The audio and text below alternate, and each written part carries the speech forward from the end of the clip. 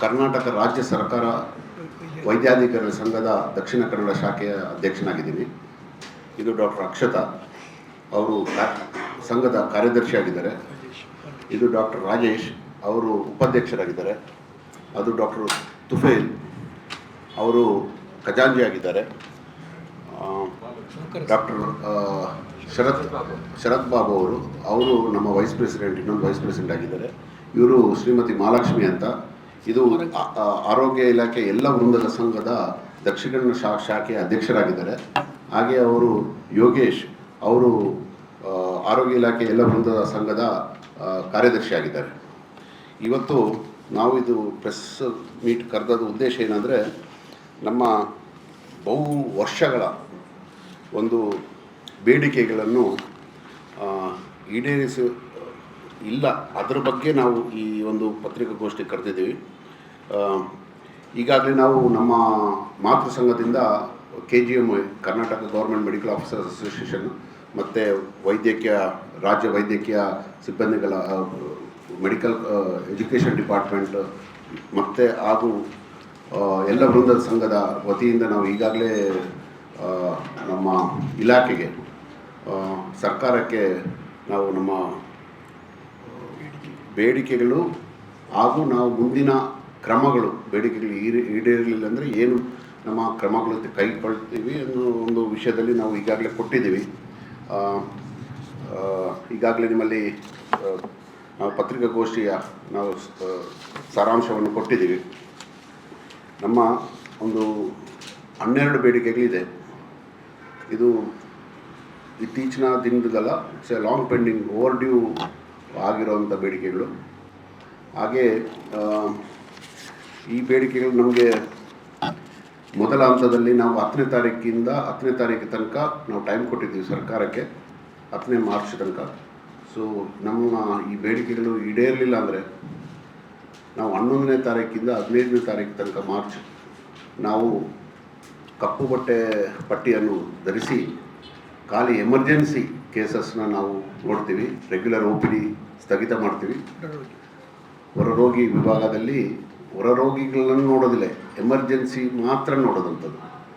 ಅದು ಕೂಡ 15ನೇ ತಾರೀಕು ತನಕ. 16ನೇ ತಾರೀಕು ತನಕ ಕಂಪ್ಲೀಟ್ ನಮ್ಮ ಮೆಡಿಕಲ್ ಸರ್ವೀಸಸ್ಸು ಸರ್ಕಾರಿ ಇಲಾಖೆಗಳಲ್ಲಿ, ಸರ್ಕಾರಿ ಆಸ್ಪತ್ರೆಗಳಲ್ಲಿ ನಾವು ಸ್ಥಗಿತ ಮಾಡುವಂಥದ್ದು ವಿಷಯ. ಈಗ ಒಂದು ಪ್ರಮುಖ ಬೇಡಿಕೆಗಳು ನಮ್ಮಲ್ಲಿ ತುಂಬ ಇದೆ. ಅದರ ಪ್ರಮುಖ ಬೇಡಿಕೆಗಳಂತ ನಾವು ಕೊಟ್ಟಿದ್ದೀವಿ. ಇದು 12 ಪಾಯಿಂಟ್ಸ್ ಇದೆ. ಈ 12 ಪಾಯಿಂಟ್ಸಲ್ಲಿ ಮೊದಲನೇದು, ರಾಜ್ಯದ ಎಲ್ಲ ಸರ್ಕಾರಿ ಆಸ್ಪತ್ರೆಯಲ್ಲಿ ಕಾಲಕಾಲಕ್ಕೆ ಸಮರ್ಪಕವಾಗಿ ಇಲಾಖೆಯಿಂದ ಔಷಧಿಗಳನ್ನು ಸರಬರಾಜು ಮಾಡುವ ಬಗ್ಗೆ. ಎರಡನೇದು, ವೃಂದ ಮತ್ತು ನೇಮಕಾತಿ ನಿಯಮಗಳನ್ನು. ಇದು C&R ಕೇಡರ್ ಆ್ಯಂಡ್ ರಿಕ್ರೂಟ್ಮೆಂಟು 1973 ಆಗಿರೋದಂಥದ್ದು. ಇಲ್ಲಿ ತನಕ 53 ವರ್ಷ ಆದರೂ ಕೂಡ ಪ್ರತಿ ಸಲ ನಾವು ಕೋರಿಕೆ ಕೊಟ್ಟಿದ್ದರೂ ಕೂಡ ಇದನ್ನು ರಿವೈಸೇ ಮಾಡಿಲ್ಲ. ಮತ್ತು ಈಗ ಎಲ್ಲ ವೃಂದಗಳ ಒಂದು ಜ್ಯೇಷ್ಠತೆ ಪಟ್ಟಿ, ಸೀನಿಯಾರಿಟಿ, ಇದರದ್ದು ಒಂದು ಪಟ್ಟಿ ನಮಗೆ ಪ್ರಕಟಿಸದೇ ಇಲ್ಲ. ನಾವು ಯಾವ ವೃಂದದಲ್ಲಿದ್ದೀವಿ ಅದೇ ವೃಂದದಲ್ಲಿ ನಾವು ಕೆಲವರು ಎಷ್ಟೋ 30 ವರ್ಷದಿಂದ ಒಂದೇ ಪೋಸ್ಟಲ್ಲಿ ಇದ್ದು ರಿಟೈರ್ ಆಗಿ ಹೋಗಿದ್ದಾರೆ, ಪ್ರಮೋಷನೇ ಇಲ್ಲದೆ. ಹಾಗೆ ಇಲಾಖೆ ಎಲ್ಲ ವೃಂದದ ಯಾವುದೇ ಅಧಿಕಾರಿ ನೌಕರರು ಕಳೆದ 5 ವರ್ಷಗಳಿಂದ ಮುಂಬಡ್ತಿಗಳನ್ನು ನೀಡಿರುವುದಿಲ್ಲ.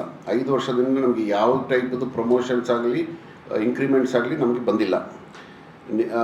ನಿಯಮಗಳಂತೆ ಸೇವಾನಿರತ ವೈದ್ಯರ ಅಧಿಕಾರಿ ನೌಕರರು ಉನ್ನತ ವ್ಯಾಸಂಗ, ಸ್ನಾತಕೋತ್ತರ ವ್ಯಾಸಂಗಕ್ಕೆ ಅವಕಾಶ ನೀಡುವುದು. ಮುಂಚೆ ನಮಗೆ ಇನ್ ಸರ್ವಿಸ್ ಕೋಟಾ ಅಂತ MBBS ಸ್ಟೂಡೆಂಟ್ಸ್ಗೆ, MBBS ಡಾಕ್ಟರ್ಸ್ಗೆ ನಮ್ಮಲ್ಲಿ ಇಲಾಖೆಯಲ್ಲಿ ಸೇರಿದ 5 ವರ್ಷದ ನಂತರ ಅವ್ರಿಗೆ PG ಸೀಟ್ ಒಂದು ಎಕ್ಸಾಮ್ ಬರೆದಿದ್ರೆ ಉನ್ನತ ವ್ಯಾಸಂಗದಲ್ಲಿ PG ಸೀಟ್ ಸಿಗ್ತಿತ್ತು. ಈಗ ಅದನ್ನು ಸರ್ಕಾರ ನಿಲ್ಲಿಸಿದೆ. ಅದಕ್ಕೆ ಅಂದರೆ ಬಹಳಷ್ಟು ಒಂದು ಚೇಂಜಸ್ ಆಗಿದೆ ಅದರಲ್ಲಿ. ಸೊ ಹೀಗಾಗಿ ನಮ್ಮಲ್ಲಿ ಬರುವಂಥ ಇನ್ನು ಪೋಸ್ಟ್ ಗ್ರ್ಯಾಜುಯೇಟ್ ಸ್ಪೆಷಲೈಸ್ಡ್ ಡಾಕ್ಟರ್ಸು ಭಾಳಷ್ಟು ಕಮ್ಮಿ ಆಗ್ತವೆ. ಮತ್ತು ಮೇಯ್ನ್ ಈ 6ನೇ ಪಾಯಿಂಟ್ ಮೊದಲಿಗೆ ಬರಬೇಕಾಗಿತ್ತು. ಇದೆಲ್ಲ ಶುರುವಾಗಿದ್ದು ವರ್ಗಾವಣೆ, ಒಂದು ಏನು ಅವೈಜ್ಞಾನಿಕವಾಗಿ ಒಂದು ವರ್ಗಾವಣೆಯನ್ನು ಮಾಡಿರುವಂಥ ಬಗ್ಗೆ. ಇದು ನಮ್ಮ ಪ್ರಮುಖ ಬೇಡಿಕೆಗಳು ಇದ್ದಿದ್ದರಲ್ಲಿ. ಇದರಲ್ಲಿ ಏನಂದರೆ ನಾವು ಕೇಳ್ತಾ ಇರೋದಂಥದ್ದು, ವರ್ಷದಲ್ಲಿ ಒಮ್ಮೆ ಜನರಲ್ ಟ್ರಾನ್ಸ್ಫರ್ಸ್ ಯಾವಾಗ ಮೇ ಜೂನಲ್ಲಿ ನಡೀತದೆ, ಆ ಮೇ ಜೂನಲ್ಲೇ ನಡೆಯಬೇಕು. ಎಲ್ಲ ಇಲಾಖೆಗಳಲ್ಲಿ ಮೇ ಜೂನಲ್ಲೇ ನಡೆಯುವಂಥದ್ದು. At least it goes up to June maximum. ಯಾಕೆಂದರೆ ಶಾಲಾ ಶಿಕ್ಷಣದಲ್ಲಿ ನಮ್ಮ ಎಲ್ಲ ವೃಂದದ ಅವರ ಮಕ್ಕಳಿರ್ತಾರೆ, ಅವ್ರಿಗೊಂದು ಟ್ರಾನ್ಸ್ಫರ್ ಆಗಿ ಹೋಗೋ ಟೈಮಲ್ಲಿ ಅಟ್ಲೀಸ್ಟು ಆ ಒಂದು ಕರಿಕ್ಯುಲಮ್ ಪೀರಿಯಡ್ ಒಂದು ಮುಗೀತದೆ, ಮತ್ತೆ ಬೇರೆ ಜಾಗಕ್ಕೂ ಇದು ಥ್ರೂಔಟ್ ದ ಇಯರ್ ಟ್ರಾನ್ಸ್ಫರ್ ಹಾಕ್ಬಿಟ್ಟಿದ್ದಾರೆ. ಥ್ರೂಔಟ್ ದ ಇಯರ್ ಅದಕ್ಕೆ ಟೈಮೇ ಇಲ್ಲ. ಮೊನ್ನೆ MCH ಹಾಸ್ಪಿಟ್ಲ್ ಅಂತ ಇದು ಮಾಡಿಬಿಟ್ಟು ಟ್ರಯಡ್ ಅಂತ ಮಾಡಿಬಿಟ್ಟು ಮೊನ್ನೆ ರೀಸೆಂಟಾಗಿ ಸಮುದಾಯ ಆರೋಗ್ಯ ಕೇಂದ್ರದಲ್ಲಿ ಇರುವಂಥ ವೈದ್ಯರನ್ನೆಲ್ಲ ಟ್ರಾನ್ಸ್ಫರ್ಸ್ ಮಾಡ್ತಾ ಇದ್ದಾರೆ. ಹಾಗೆ ನವಂಬರಲ್ಲಿ ನಮಗೆ ಟ್ರಾನ್ಸ್ಫರ್ಸ್ ಆರ್ಡರ್ಸ್ ಬಂತು. So it is haphazard, it is not at all scientific. So ಅದೊಂದು ವೈದ್ಯಕೀಯ ಶಿಕ್ಷಣ ಇಲಾಖೆ ಸಂಸ್ಥೆಗಳಲ್ಲಿ ಆಗುವ ಆಹಾರ ಸುರಕ್ಷತೆ, ಇದು ಗುಣಮಟ್ಟ ಅಂದರೆ ಫುಡ್ ಸೇಫ್ಟಿಗೆ ಈ ಮಹಾನಗರ ಪಾಲಿಕೆಗಳಲ್ಲಿ ಫುಡ್ ಸೇಫ್ಟಿ ಆಫೀಸರ್ಸ್ ಅಂತ ಇರ್ತಾರೆ. ಇದಕ್ಕೆ ನಮ್ಮ ಇಲಾಖೆ ಆರೋಗ್ಯಾಧಿಕಾರಿಗಳನ್ನೇ ಸೂಚಿಸಬೇಕು. ಇದರಲ್ಲಿ ಏನು ಮಾಡ್ತಾ ಇದ್ದಾರೆ ಅಂದರೆ ಬೇರೆ ವೃಂದದ ಮುನ್ಸಿಪಾಲ್ಟಿಯಲ್ಲಿ ಹೆಲ್ತ್ ಆಫೀಸರ್ಸ್ ಇರ್ತಾರೆ, ಅವರಿಗೆ ಕೊಡುವಂಥ ವಿಷಯಗಳು ಆಗ್ತಾಯಿದೆ. ಯಾಕಂದರೆ this is a totally scientific field food ಸೇಫ್ಟಿಯಲ್ಲಿ. ಸೊ ಇದನ್ನು ನಾನ್ ಮೆಡಿಕಲ್ ಪೀಪಲ್ಗೆ ಕೊಟ್ಟರೆ ಇದ್ರದ್ದು ಮತ್ತು ಆಗುವಂಥ ಮುಂದಿನ ದಿನದಲ್ಲಿ ಇಟ್ ಬಿ ವೆರಿ ಡ್ರಮ್ಯಾಟಿಕ್ ಇದು. ಹಾಗಾಗಿ ಪಬ್ಲಿಕ್ ಹೆಲ್ತ್ ಸೇಫ್ಟಿಗೆ ಇದು ನಮ್ಮ ವೈದ್ಯಾಧಿಕಾರಿಗಳ ಅಂಡರೇ ಇರಬೇಕು ಅಂತ ನಾವು ಕೇಳ್ಕೊಳ್ತಾ ಇದ್ದೀವಿ. ಹಾಗೆ ಈಗ ಸಾರ್ವಜನಿಕರ ಉತ್ತಮ ಸೇವೆ ನೀಡುವ ದೃಷ್ಟಿಯಲ್ಲಿ ಇಲಾಖೆಯಲ್ಲಿ ಖಾಲಿ ಇರುವ ವೈದ್ಯರು ಮತ್ತು ಅರವೈದ್ಯಕೀಯ ಹಾಗೂ ಇತರ ವೃಂದ ಹುದ್ದೆಗಳನ್ನು ಭರ್ತಿ ಮಾಡೋದು. ಇದರಲ್ಲಿ ನಾನು ಬೇಕಾದ್ರೆ ಡೀಟೇಲ್ಸ್ ಕೊಡ್ಬೋದು. ಆಲ್ಮೋಸ್ಟ್ ಮೋರ್ ದೆನ್ 50% ವೇಕೆನ್ಸಿ ಇದೆ ಎಲ್ಲ ವೃಂದದಲ್ಲಿ. So ultimately we are unable to provide good quality care for the people. ಅಂದರೆ ಬಡ ಜನರಿಗೆ ನಮಗೆ ಸೇವೆ ಕೊಡಲಿಕ್ಕೆ ಅಸಾಧ್ಯವಾಗ್ತಾ ಇದೆ. ಗುತ್ತಿಗೆ ಆಧಾರದ ವೈದ್ಯರು, ನೌಕರರು ಹಾಗೂ NHM ನ್ಯಾಷನಲ್ ಹೆಲ್ತ್ ಮಿಷನ್ ಅಂತ NHM ಗುತ್ತಿಗೆ ನೌಕರರಿಗೆ ಸೇವಾ ಭದ್ರತೆ ಹಾಗೂ ಕಾಲಕ್ಕೆ ಸೂಕ್ತ ವೇತನ ಹೆಚ್ಚಳು ಮಾಡುವುದು.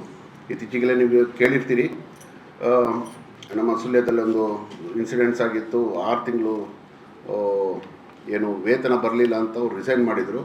ಇದು ಅವರು ಒಂದು ಎಕ್ಸಾಂಪಲ್ ಅಷ್ಟೇ. ಅಂದರೆ ಎಲ್ಲ ಆ ವೃಂದದಲ್ಲಿದ್ದ ಅಂತ ಎಲ್ಲ ವೈದ್ಯರಿಗೂ 6 ತಿಂಗಳು ಸಂಬಳ ಸಿಕ್ಕಿರಲಿಲ್ಲ. ಅದು ಹೈಲೈಟ್ ಆಗಿದ್ದು ಒಂದೇ ಮಾತ್ರ.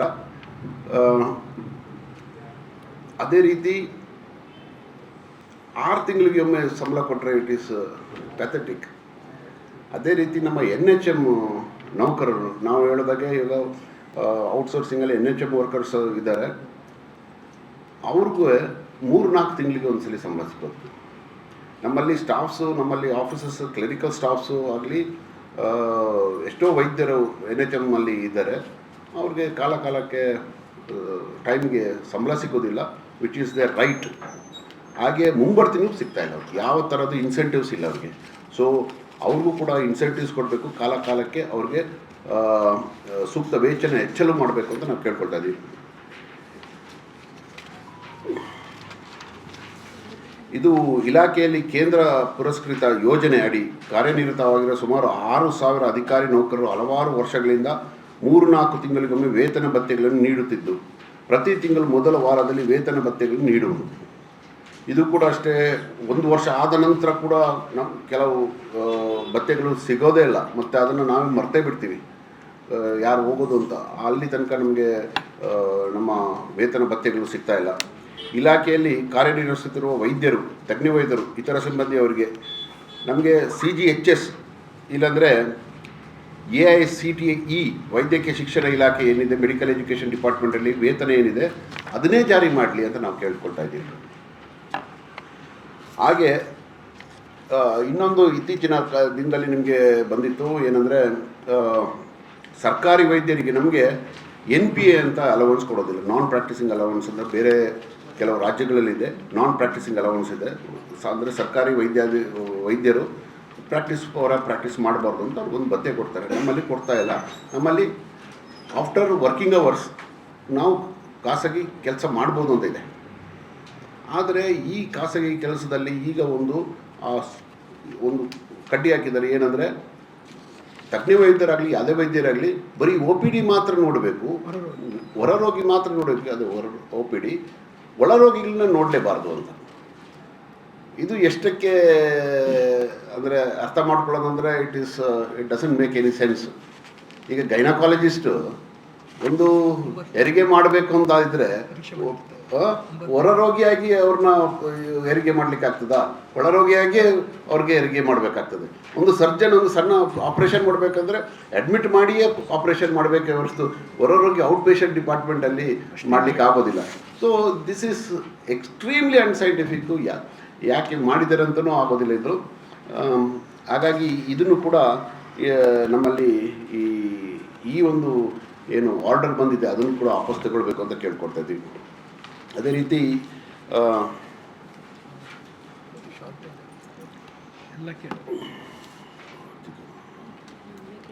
ಇನ್ನೊಂದು ನಮ್ಮಲ್ಲಿ ಅದೇ ನಾನು ಹೇಳಿದೆಲ್ಲ, ನೌಕರರು ಹೊರ ಗುತ್ತಿಗೆ ಆಧಾರದ ಮೇಲೆ ನಮ್ಮಲ್ಲಿ ಲಿಪಿಕಾ ನೌಕರರು, ಕ್ಲರಿಕಲ್ ಸ್ಟಾಫ್ ಕೂಡ ಭಾಳಷ್ಟು ಕಮ್ಮಿ ಇದ್ದಾರೆ.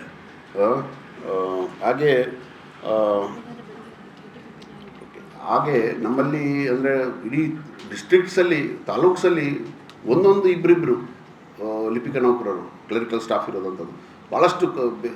ಒಬ್ಬೊಬ್ಬರಿಗೆ 5-5, 6 ಪ್ರಭಾರ ಇದೆ.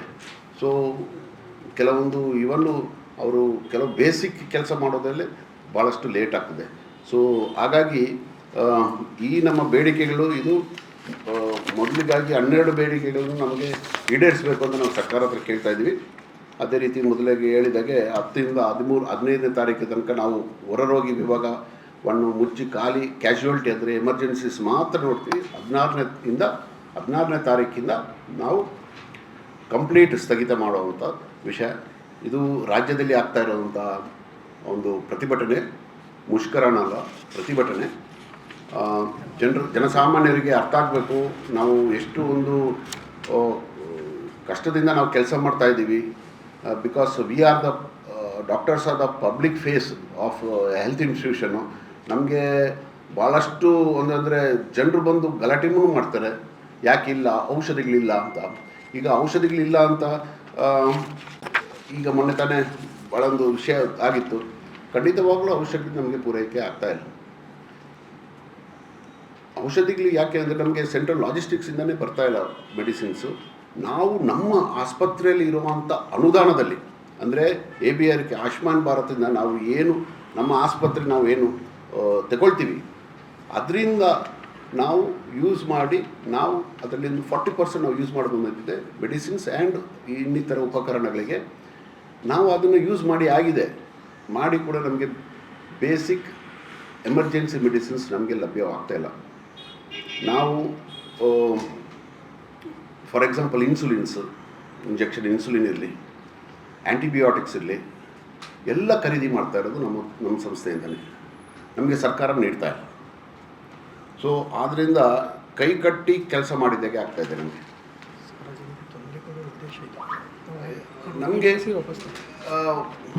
ಇನ್ನೊಂದೇನೆಂದರೆ ಹೊರಗೆ ನಾವು ಚೀಟಿ ಕೊಡಲಿಕ್ಕೂ ಇಲ್ಲ, ಒಳಗೆ ನಮ್ಮಲ್ಲಿ ಮೆಡಿಸಿನ್ಸ್ ಇಲ್ಲ. ಏನು ಮಾಡುವುದು ನಿಮ್ಗೆ ನಿಜವಾಗ್ಲೂ ಅರ್ಥ ಆಗ್ತಾಯಿಲ್ಲ. ಯಾಕಂದರೆ ನಮ್ಮ ಅನುದಾನ ಕೂಡ ಎಲ್ಲ ಖಾಲಿ ಆಯಿತು. ಅದು ಕೂಡ ಕೆಲವೊಂದು ನಮ್ಮ ಜೆಮ್ ಪೋರ್ಟಲ್ ಅಂತ ಇದೆ, ಅದರಿಂದನೇ ಖರೀದಿ ಮಾಡಬೇಕು ಅಂತ ಬಂದಿದೆ. ಈ ಜೆಮ್ ಪೋರ್ಟಲಲ್ಲಿ it is not a refined portal. ಭಾಳಷ್ಟು ಕಷ್ಟ ಆಗ್ತಾಯಿದೆ. ಯಾಕಂದರೆ ನಾವು ಆರ್ಡರ್ ಮಾಡಿದರೆ ತಿಂಗಳುಗಟ್ಟಲೆ ಬರೋದಿಲ್ಲ. And medicines are emergency, just to be delivered fast. ಮುಂಚೆ ಟೆಂಡರ್ ಕಟ್ಟಿ ತೆಗೆಯೋದಂಥದ್ದು ಇತ್ತು, every hospital, every PHC at that right. So ಅವ್ರಿಗೆ ಅನುಗುಣವಾಗಿ ಅವರು ಖರೀದಿ ಮಾಡ್ತಾಯಿದ್ರು, ಅವ್ರ ಬೇಡಿಕೆ ಪ್ರಕಾರ. ಎಲ್ಲ ಸ್ಟಾಪ್ ಆಗಿದೆ. ನಮಗೆ ಸೆಂಟ್ರಲ್ ಲಾಜಿಸ್ಟಿಕ್ಸಿಂದನೂ ಬರ್ತಾಯಿಲ್ಲ, ಸ್ಟೇಟಿಂದನೇ ಬರ್ತಾಯಿಲ್ಲ, ಇಲ್ಲಿಂದನೂ ಬರ್ತಾಯಿಲ್ಲ. ಸೊ ಹಾಗಾಗಿ ಕೆಲವೊಂದು ಡ್ರಗ್ಸ್ ಬೇರೆ ಏನಂದರೆ ಲಾಜಿಸ್ಟಿಕಲ್ಲಿ ಬೇಸಿಕ್ಕಾಗಿ ಇರ್ತದೆ ಒಂದು ಸ್ವಲ್ಪ, ಅದನ್ನು ಕೊಡೋದಿಲ್ಲ ಅವರು ನಮಗೆ. ಆ್ಯಂಡ್ ನಾವು ಈ ಔಷಧಿ ಅಂದರೆ ಒಂದು ಆ್ಯಪ್ ಮೂಲಕ ನಾವು ಅದನ್ನು ಆರ್ಡರ್ ಮಾಡಬೇಕಾಗ್ತದೆ. ಅವರು ವೆಬ್ಸೈಟಲ್ಲಿ ತೋರಿಸ್ತಾರೆ ಇದು ಇದೆ ಅಂತ. ಫಾರ್ ಎಕ್ಸಾಂಪಲ್ ಒಂದು ಆ್ಯಂಟಿಬಯೋಟಿಕ್ ಅದು ಇದೆ ಅಂತ ತೋರಿಸ್ತದೆ. ನಾವು PHCಲಿ ಕೂತ್ಕೊಂಡು ಅದನ್ನು ಆರ್ಡರ್ ಮಾಡ್ತೀವಿ, ಸೆಂಟ್ರಲ್ ಲಾಜಿಸ್ಟಿಕ್ನ ಕೊಡಿ ಅಂತ. But they do not supply that because they don't have the stock. ಅವ್ರ ಹತ್ರ ಒಂದು 10 ಮಾತ್ರೆ ಇಟ್ಕೊಂಡು ಇದೆ ಅಂತ ತೋರಿಸ್ತಾರೆ. ಇದು ತೋರಿಸೋದಕ್ಕೆ ಅವ್ರ ಹತ್ರ ಇದೆ ಅಷ್ಟೇ, ಕೊಡೋದಕ್ಕಿಲ್ಲ. ಆವಾಗ ಏನಾಗ್ತದೆ, ನಾವು ಆ ಔಷಧಿ ಬೇಕಂತ ಇದ್ದರೂ ಕೂಡ ನಾವು ಹೊರಗೆ ಬೈ ಮಾಡಲಿಕ್ಕೆ ಅಸಾಧ್ಯವಾಗ್ತದೆ. ಬಿಕಾಸ್ ಅಲ್ಲಿ ಇರೋದಂಥದ್ದು ನೀವು ಬೇರೆ ಯಾಕೆ ಪರ್ಚೇಸ್ ಮಾಡಿದ್ರಿ ಅಂತ ಬರ್ತದೆ. So it's A double Ed sword. ನಮಗೆ ಖರೀದಿ ಮಾಡಲಿಕ್ಕೆ ನಮ್ಮಲ್ಲಿ ಹಣ ಇಲ್ಲ. ಫಸ್ಟ್ ಆಫ್ ಆಲ್ ಖರೀದಿ ಮಾಡಬೇಕು ಏನಾದರೂ ಇದ್ದರೂ ಕೂಡ ನಮಗೆ ಆ ಔಷಧಿನ ಖರೀದಿ ಮಾಡಲಿಕ್ಕೂ ಆಗೋದಿಲ್ಲ. It is impossible. ಯಾಕಂದರೆ ಇಲ್ಲಿ ನಿಮಗೆ ಲಾಜಿಸ್ಟಿಕ್ಸಲ್ಲಿ ಇದೆ ಅಂತ ತೋರಿಸ್ತಾ ಇದೆ, ನೀವು ಅಲ್ಲಿಂದ ತಗೊಳ್ಳಿ ಅಂತಾರೆ. ಬಟ್ ಆ್ಯಕ್ಚುಲಿ ಇಟ್ಟು ಅಲ್ಲಿ ಏನೂ ಇರೋದಿಲ್ಲ. ಇದು ಕಣ್ಣು ಕಟ್ಟಿ ನಮಗೆ ಮಾಡ್ತಾ ಇರೋದಂಥದ್ದು ಭಾಳಷ್ಟು ಸಮಸ್ಯೆ. ಇದು ನಮ್ಮಲ್ಲ, ಇಡೀ ರಾಜ್ಯದಲ್ಲಿ ಆಗ್ತಾ ಇರೋದು ಇದೇ setup. And they asked us to wait till April or May for the drugs to come. 3 ತಿಂಗಳು ಇನ್ನೂ ಇದೇ ಸ್ಥಿತಿಯಲ್ಲಿ ಇದ್ದರೆ ಪರಿಣಾಮ ಎಲ್ಲಿ ಆಗ್ತದೆ ಅಂತ ಗೊತ್ತಿಲ್ಲ, ಎಲ್ಲೆಲ್ಲಿ ಹೋಗ್ತದೆ ಅಂತಲೂ ಗೊತ್ತಿಲ್ಲ.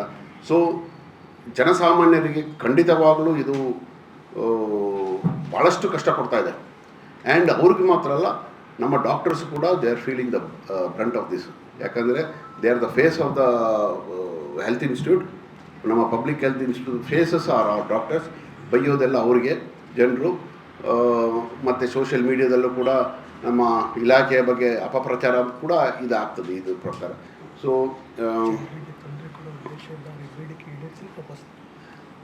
ಹಾಗೆ ಇಷ್ಟೊಂದು ನಮ್ಮ ಬೇಡಿಕೆಗಳಿದೆ. ಸೊ ಇದರಲ್ಲಿ ಮುಂದಿನ ದಿನದಲ್ಲಿ ಎಷ್ಟು ಈಡೇರಿಸ್ತಾರೆ ಅಂತ ನಾವು ಒಂದು ಬೆರಳನ್ನ ಫಿಂಗರ್ ಕ್ರಾಸ್ ಮಾಡಿ ಕೂತಿದ್ದೀವಿ. ಇದು ನಮ್ಮ 13ನೇ ತಾರೀಕು ಫೆಬ್ರವರಿ ಇದೇ ತಿಂಗಳು ನಮ್ಮ ಬೆಂಗಳೂರಲ್ಲಿ ಸ್ಟೇಟ್ ಕಮಿಟಿ ಮೀಟ್ ಆದ್ರಿ. ಎಲ್ಲ ಜಿಲ್ಲೆಯ ಅಧ್ಯಕ್ಷರು ಮತ್ತು ಉಪಾಧ್ಯಕ್ಷರು ಆ ಮೀಟಿಂಗಲ್ಲಿ ಇದ್ವಿ. ಎಲ್ಲ ಜಿಲ್ಲೆಯ ಬೇಡಿಕೆಗಳು ಏನಿದೆ, ಅವರ ತೊಂದರೆಗಳೇನಿದೆ ಅಂತ ನಮ್ಮ ರಾಜ್ಯಾಧ್ಯಕ್ಷರಾದಂಥ ರವೀಂದ್ರನಾಥ್ ಮೇಟಿಯವರು ತಗೊಂಡ್ರು. ನಾವೆಲ್ಲ ನಮ್ಮ ಬೆಂಬಲ ಏನಿದೆ, ನಮ್ಮ ಬೇಡಿಕೆಗಳೇನಿದೆ ಅದು ಕೊಟ್ವಿ. ಹಾಗೆ ಕಾಮನ್ ಪ್ರೋಗ್ರಾಮ್ ಅಂತ ಒಂದು 12 ಪಾಯಿಂಟ್ಸು ನಾವು ನಮ್ಮ ಸ್ಟೇಟ್ ಕಮಿಟಿಯವರು ಡ್ರಾಫ್ಟ್ ಮಾಡಿ, ಇದನ್ನೇ ಈ 12 ಪಾಯಿಂಟು ಥ್ರೂಔಟ್ ದ ಸ್ಟೇಟಲ್ಲಿ ನಾವು ಎಲ್ಲ ಪ್ರೆಸ್ ಕಾನ್ಫರೆನ್ಸಲ್ಲೂ ಇದನ್ನೇ ಹೇಳಿರೋದಂಥದ್ದು 12 ಪಾಯಿಂಟು. ಹಾಗೆ ಇನ್ನು ದಿನದಲ್ಲಿ ನಾವು ಬೇರೆ ಉನ್ನತ ಅಧಿಕಾರಿಗಳು, DC ಅವರು, CEO ZP ಅವರಿಗೆ ಮತ್ತು ಎಲ್ಲ ನಮ್ಮ ಶಾಸಕರಿಗೆ ಎಲ್ಲ ಈ ಬೇಡಿಕೆಗಳನ್ನು ಕೊಡ್ತಾ ಇದ್ದೀವಿ ಅಂತ ಹೇಳ್ತಾ ನನ್ನ ಈ ಪತ್ರಿಕಾಗೋಷ್ಠಿಯನ್ನು ಮುಕ್ತಾಯಗೊಳಿಸ್ತೀನಿ.